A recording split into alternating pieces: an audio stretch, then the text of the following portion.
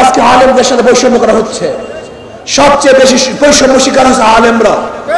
আজকে শিক্ষিত আলেম যারা মেধাবী শিক্ষিত, অনার্স পাস করার জন্য যেই পরিমাণ পড়াশোনা করে, একজন ছাত্র পাস করার জন্য তার চেয়ে 1000 গুণ বেশি পড়াশোনা করে, অথচ আজকে আমাদের মাদ্রাসার ছেলেরা কেন তারা বিশেষ পরীক্ষায় অংশগ্রহণ করতে পারবে না?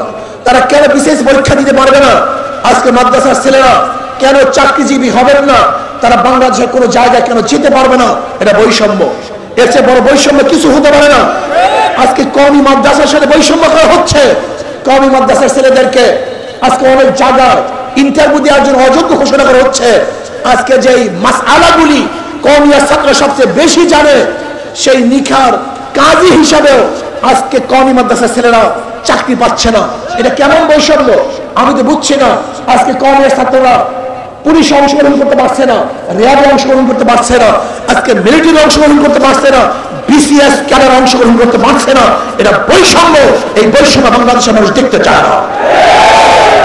সিলেটবাসী, ইসলামী আন্দোলন বাংলাদেশ সিলেট জেলা ও মহানগর কর্তৃক আয়োজিত 5 দফা কর্মসূচিকে সামনে নিয়ে আজকের এই গণসমাবেশে এ পর্যায়ে প্রধান অতিথির মূল্যবান ভাষণ প্রদান করবেন ইসলামী আন্দোলন বাংলাদেশের সংগ্রামী সিনিয়র নায়েবে আমির, এ দেশে লাখো কোটি তৌহিদি জনতার আধ্যাত্মিক ও রাজনৈতিক রাবণ, বৈষম্য বিরোধী এবং স্বৈরাচার বিরোধী আন্দোলনের মহানায়ক মুফতি সৈয়দ মোহাম্মদ ফয়জুল করিম শাইখে চরমনাই।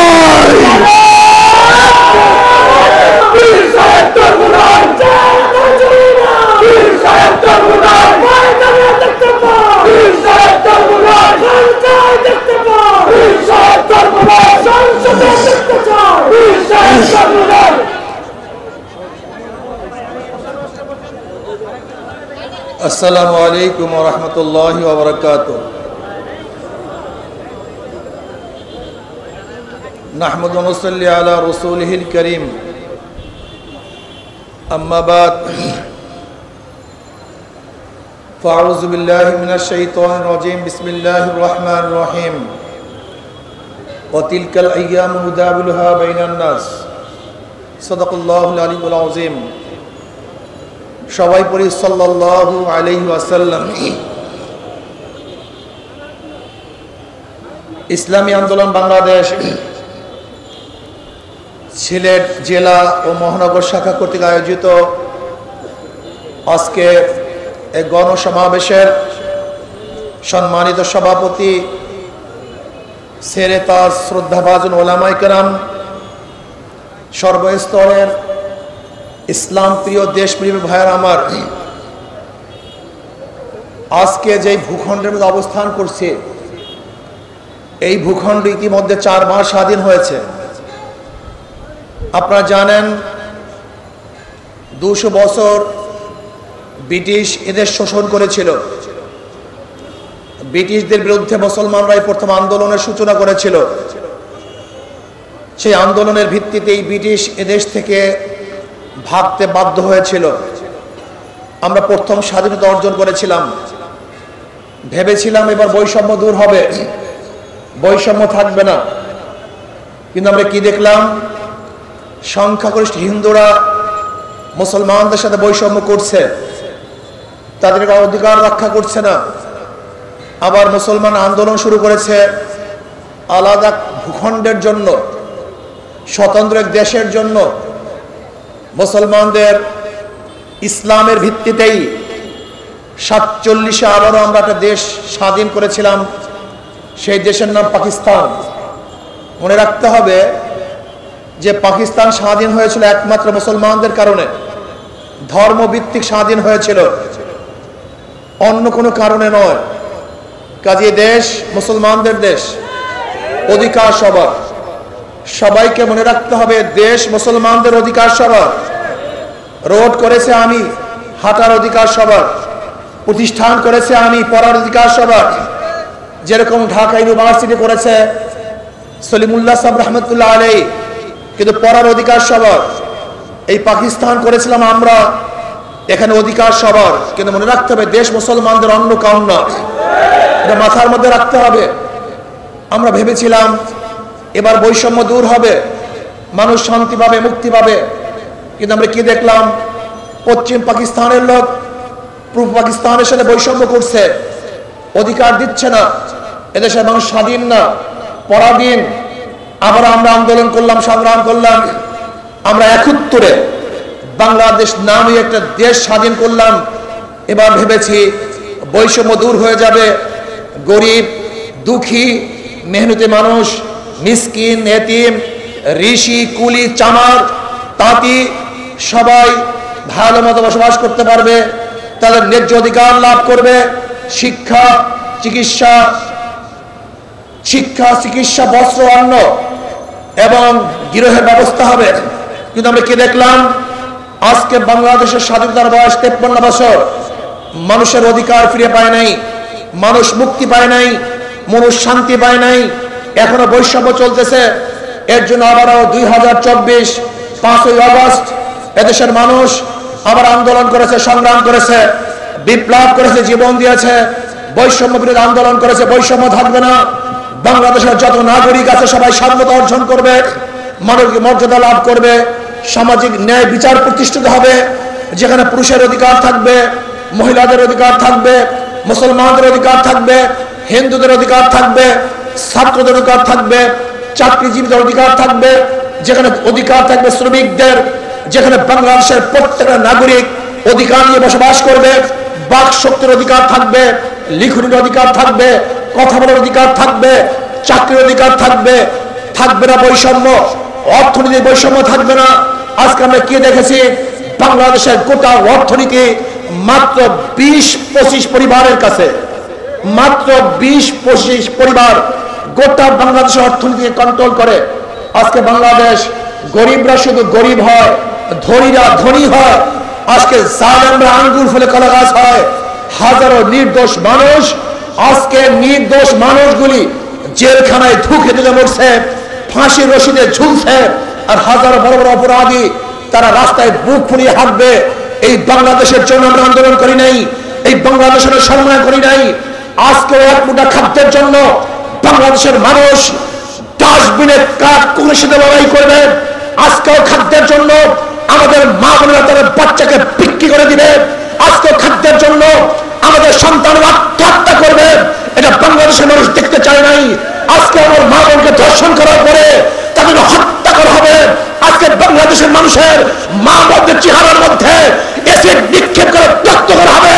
এই বাংলাদেশ আমরা দেখতে চাই নাই, আমরা দেখতে চাই নাই পরের গোলামি, আমরা দেখতে চাই নাই ভারতের হস্তক্ষেপ। আজকে বাংলাদেশ আমাদের, বাংলাদেশ বাংলাদেশ নয়, স্বাধীন বাংলাদেশ নয়, গোটা বাংলাদেশকে ভারত কন্ট্রোল করে। এই ভারতের আগ্রাসী গোষ্ঠী আজকে বাংলাদেশকে কন্ট্রোল করার জন্য, গোলামি করার জন্য তারা চেষ্টা করতেছে। আমরা গোলামির জিন্দেগি ছিন্ন করে স্বাধীন হতে চাই, মুক্ত হতে চাই, মানুষের অধিকারকে বেরিয়ে দিতে চাই। ভাই আমার, আমরা যে আন্দোলন করেছিলাম সাম্যতা রক্ষা করার জন্য, বৈষম্য দূর করার জন্য, সাম্য, মানবিক মর্যাদা, সামাজিক ন্যায় বিচার প্রতিষ্ঠিত করার জন্য, আমরা কি দেখলাম? যে 5ই আগস্টের পরে আবারও দখলদারি, আবারও চাঁদাবাজি, আবারও তোফাজ্জলকে হত্যা করা হয়েছে, নির্দোষ তোফাজ্জলকে হত্যা করা হয়েছে। আজকে আমার মা বোনকে ধর্ষণ করা হয়েছে। আজকে আমি কি দেখলাম? হাজারো নিরাপরাধ মানুষকে আবারও কেসে দেওয়া হয়েছে, হাজারো গরু লুট করা হয়েছে, ঘর লুট করা হয়েছে, মানুষের অত্যাচার করা হচ্ছে, জুলুম করা হচ্ছে, নির্যাতন করা হচ্ছে। এর জন্য মানুষ আন্দোলন করে নাই, সংগ্রাম করে নাই, রক্ত দেয় নাই। আমরা চাই না জুলুম আর দেখতে, বাংলাদেশের মধ্যে বৈষম্য দেখতে চাই না। আজকে গরিব ছাত্ররা অর্থের অভাবে পড়াশোনা করতে পারবে না, তারা উচ্চ শিক্ষায় শিক্ষিত হতে পারবে না, এইটা আমরা দেখতে চাই না। আজকে আমার মা বোন মিসকিনরা, এতিমরা, বিধবারা না খেয়ে থাকবে, এই বাংলাদেশ আমরা দেখতে চাই না। আজকে আলেমদের সাথে বৈষম্য করা হচ্ছে। সবচেয়ে বেশি বৈষম্য শিকার হচ্ছে আলেমরা।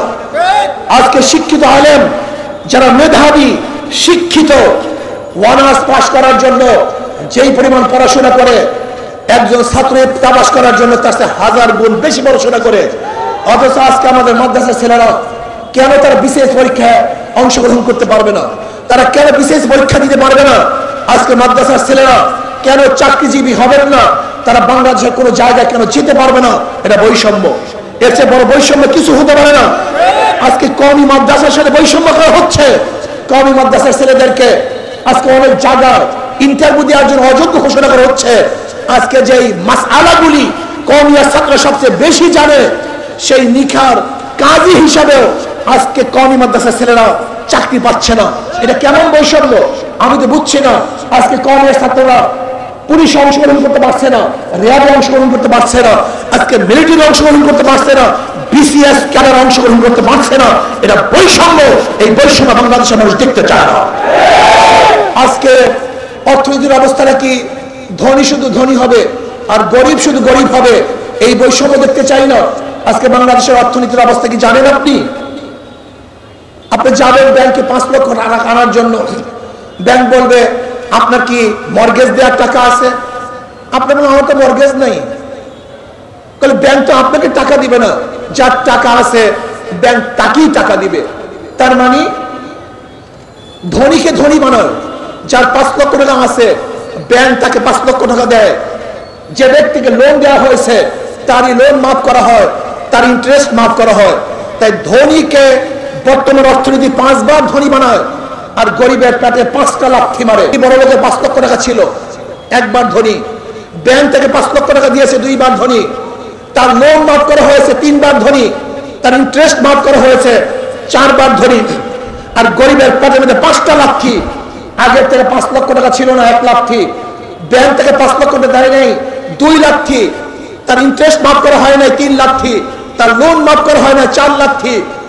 এবং বড়লোকদের যে টাকা মাফ করা হয়েছে, এই টাকাগুলো যদি বাংলাদেশ ব্যাংকে থাকতো, ওই গরিব বাংলাদেশের নাগরিক হিসাবে সেই টাকার মালিক ছিল। কিন্তু বড়লোকদেরকে লোন মাফ করার কারণে গরিবের পেটের মধ্যে আরেক লাথি, মোট 5 লাথি। বর্তমান অর্থনীতি গরিবকে গরিব বানায় আর ধনীকে ধনী বানায়। আর ইসলামী অর্থনীতি হলো গরিবকে ধনী বানায় আর ধনীদেরকে সাম্য রাখে, সমান রাখে। যেমন জাকাত কাদের জন্য? গরিবদের জন্য। ওসর কাদের জন্য? গরিবদের জন্য। ফিতরা কাদের জন্য? গরিবদের জন্য। দান কাদের জন্য? গরিবদের জন্য। মানব কাদের জন্য? গরিবদের জন্য। ইসলামী অর্থনীতি, গোটা অর্থনীতি গরিবদের জন্য। অথচ কপাল পরে গরিবরা ইসলামকে ফলো করে না, ইসলামী অর্থনীতি বাস্তবায়ন করতে চায় না। আমি চ্যালেঞ্জ দিয়ে বলতে পারি, যে ইসলামী অর্থনীতি বাংলাদেশে বাস্তবায়ন হয়, আগামী 5-10 বছর পরে একজন গরিব সীমার, দরিদ্র সীমার নিচে থাকবে না, সব দরিদ্র সীমার উপরে চলে যাবে। আজ আমি চাই যাদের মাধ্যমে এদেশের গরিবরা গরিব হয়, জুলুম হয়, অত্যাচার হয়, অবিচার হয়, তাদেরকে আমরা ক্ষমতা দেখতে চাই না। যারা 5ই আগস্টের পরে লুট করছে, চাঁদাবাজি করছে, এদেরকে আমরা দেশের মধ্যে ক্ষমতা দেখতে চাই না। ভাইরা আমার, আজকের সমস্যা আমাদের মধ্যে, সমস্যা সরকারের মধ্যে নয়, সবচেয়ে বড় সমস্যা হলো জনগণের মধ্যে। এই জনগণ কাকে নির্বাচন করবে, এই নির্বাচন করতে ভুল করার কারণেই তারা বারবার ক্ষতিগ্রস্ত হয়।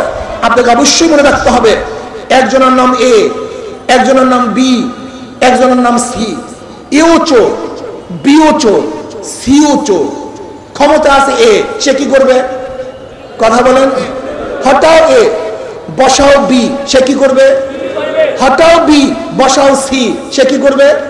কারণ নেতার পরিবর্তন হয়েছে, দলের পরিবর্তন হয়েছে, নীতি আদর্শের পরিবর্তন হয়নি। ওসি চলে যায়, এসপি পরিবর্তন হয়, ডিসি ট্রান্সফার হয়, কিন্তু দুর্নীতি ট্রান্সফার হয় না। এর কারণটা কোথায়? এর কারণটা হলো নেতা পরিবর্তন হয়েছে, লেকিন নীতি আদর্শ পরিবর্তন হয়নি। মাদার গাছ লাগিয়ে আমের আশা করা যায় না, তেঁতুল গাছ লাগিয়ে মিষ্টি ফলের আশা করা যায় না। চোরের মাধ্যমে চোর মুক্ত দেশ গড়া যায় না, ধর্ষকের মাধ্যমে ধর্ষক মুক্ত দেশ করা যায় না, দুর্নীতিবাজদের মাধ্যমে দুর্নীতি মুক্ত দেশ করা যায় না। যতদিন পর্যন্ত খোদা ভীরু আল্লাহওয়ালা নেতৃত্বে দেশের নেতৃত্ব না প্রদান করবেন, ততদিন পর্যন্ত আন্দোলন করবেন, সংগ্রাম করবেন, কিন্তু মানুষের ভাগ্যের পরিবর্তন হবে না। আজকে এটিএম আবু তুরাব, এই সিলেটের সাংবাদিক, বৈষম্য বিরুদ্ধে আন্দোলন করতে গিয়ে তিনি শহীদ হয়েছেন, যে জালেমরা তাকে শহীদ করছে, আমরা তাদের বিচার কামনা করছি। আজকে দেখেছেন গোটা বাংলাদেশ চলতেছে ভারতের নিয়ম অনুযায়ী। আমি গিয়েছিলাম আজকে যেখানে ভোলাগঞ্জ পাথর উত্তোলন করা হয়, সেখানে কি অবস্থা, পরিবেশের দোহাই দিয়ে পাথর উত্তোলন করা সম্পূর্ণ বন্ধ করে দিয়েছে। অথচ আমি দেখে আসছি অদূরই ভারতের মধ্যে, ভারতের সীমানার মধ্যে আমরা দেখেছি সেখানে বুমমিন করে, পাহাড়কে ধ্বংস করে, সেখান থেকে পাথর উত্তোলন করে, তাতে পরিবেশ নষ্ট হয় না। অথচ আমাদের দেশের কিছু ভারতের দালালরা পরিবেশের দোহাই দিয়ে আমাদের দেশের হাজার হাজার হাজার হাজার কোটি কোটি টাকা আজকে তারা নষ্ট করে ফেলেছে। অথচ বিদেশ থেকে, ভারত থেকে পচা পাথর আমি নিজে দেখে আসছি, যেখানে মাটি মাখা খুব পচা মানের পাথর, নিম্নমানের পাথর তারা নিয়ে আসছে। অথচ আমাদের দেশের খনিজ, আমাদের দেশের পাথর আমরা তুলতে পারছি না। আমি অন্তর্বর্তী সরকারকে বলবো, আমি মনে করি যারা পরিবেশের দোহাই দিয়ে পাথর উঠানোকে বন্ধ করেছেন, তারা এদেশের চিন্তা ভাবনা লালন করেন না, তারা ভারতের চিন্তা ভাবনা লালন করেন। তাদের মেজাজ মন এই দেশের মেজাজ মন নয়, তারা ভারতের মেজাজ এবং মন নিয়ে বসবাস করতেছেন। কাজে আমি অন্তর্বর্তী সরকারকে বলবো, অচিরেই আমাদের দেশের পাথর উঠাবার ব্যবস্থা করে দেন। হাজার হাজার লক্ষ লক্ষ গরিব আজকে ক্ষুধার্ত অবস্থা আছে। আপনার পত্রিকায় দেখেছেন আজকে ক্ষুধার তাড়নায় কয়েকদিন আগে এক পরিবার আত্মহত্যা করেছে। অথচ পাথর উত্তোলন করতে পারতো, তাহলে তারা আত্মহত্যা করতে হতো না। আমাদের হাজার হাজার কোটি কোটি টাকা বাংলাদেশে সেই হইতো, আমাদের দেশে বিদেশে পাচার হতো না। আজকে পাথর আমদানির নামে হাজার হাজার কোটি কোটি ডলার বিদেশে পাচার হয়ে যায়। এই জন্য আমি সরকারকে বলবো, পাথর উঠাবার ব্যবস্থা করে দেন।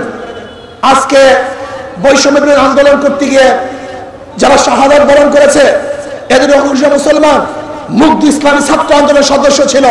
আপনারা দেখেছেন গতকালকে যুব আন্দোলনের এক ভাই শহীদ হয়েছে, গুলিতে আহত হয়েছিল, গতকালকে দুনিয়া থেকে বিদায় হয়ে গেছে।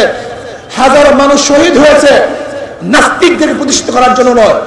আজকে শিক্ষার মধ্যে, শিক্ষা সিলেবাস সংস্কারের মধ্যে যে সমস্ত আবু সাহিদ সহ যে নাস্তিকদেরকে সদস্য হিসেবে নেওয়া হয়েছে, আমি অন্তর্বর্তী সরকারকে বলবো, যদি নাস্তিক এবং এদেশের মাটি ও মানুষের সাথে যারা সম্পৃক্ত নাই, ভিন্ন কোনো চিন্তা লালন করে, এমন কোন ব্যক্তিকে কোন অবস্থাতেই শিক্ষা সিলেবাস সংস্কারে নেওয়া যাবে না, নিতে দেব না, মানি না, মানব না ইনশাআল্লাহ। কাজে আসুন আমরা দেশকে ইসলামী সাজাই, ইসলামী হুকুমত কায়েম করার চেষ্টা করি। যদি ইসলামী হুকুমত কায়েম করি, তাহলে আমার মা বোনেরা ন্যায্য অধিকার ভোগ করবে, আমার মা বোনেরা ধনী হয়ে যাবে, আমাদের মা বোনেরা বড় শিক্ষিত হয়ে যাবে। এবং যদি ইসলামী হুকুমত কায়েম করি, আমাদের সমস্ত গরিব ভাবনা, আমার গরিব মারা দরিদ্র সীমার উপরে চলে যাবে, যেখানে নির্যাতন থাকবে না, অবিচার থাকবে না, বৈষম্য থাকবে না, যেখানে আমাদের মধ্যে সাম্য, মানবিক মর্যাদা, সামাজিক ন্যায় বিচার প্রতিষ্ঠিত হবে। এর জন্য আসুন কাঁধে কাঁধ মিলিয়ে ৯২% মুসলমানদের দেশে ইসলামী হুকুমত হবেই হবে, হওয়াই উচিত। এর ব্যতিক্রমে বাংলাদেশের জনগণ সহ্য করবে না, করতে পারে না ইনশাআল্লাহ। কাজে আসুন আগামীতে সবাই ঐক্যবদ্ধভাবে ইসলামী হুকুমত কায়েম করার জন্য হাত পাকার প্রতীককে শক্তিশালী করবেন, ভোট দিবেন এবং ইসলামী আন্দোলন অন্তর্ভুক্ত হবেন, এই আশাবাদ ব্যক্ত করে আজকে এখানে বক্তব্য শেষ করছি। আমা আলাইনা ইল্লাল বালাগ। আল্লাহুম্মা আমিন। রব্বানা যালাম